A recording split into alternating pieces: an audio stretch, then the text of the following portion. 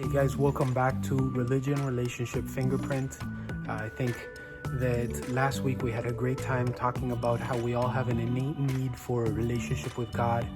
We talked about the story of creation related in the Bible. It's that narrative that's in the Bible about Adam and Eve being created, and how that's really an illustration of all of our lives. The fact that we were born in innocence and we need a relationship with God, but at some point we make a decision to do things in our own way. We decide that we know better. And even though we in essence know that we should follow the things that we should follow, or do things the way that they should be done, we make a decision inside of ourselves and say that we know the best way. And so what happens is that we separate ourselves from God, and there's a separation from Him, and that causes an innate need inside of us for a relationship with Him.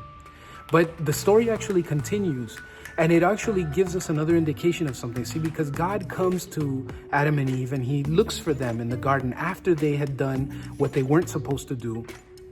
And then he calls out to them, and they say to Him, we heard your voice and we were afraid because we were naked and we hid. And so what we see in that is that there is also an illustration of what happens to us because of a separation from God.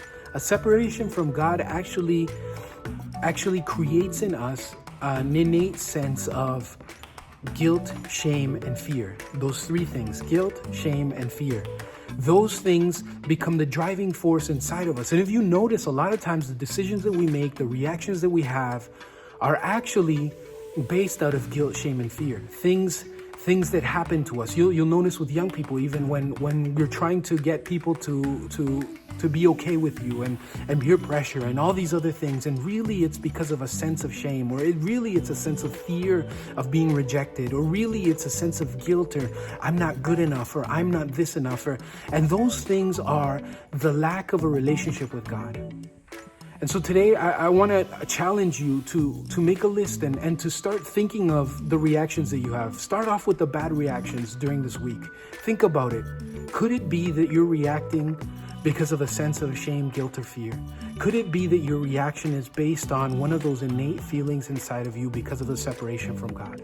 And then I also invite you to open yourself up, to relate to God, to have a relationship with Him, and to get to know Him better. We'll see you next week.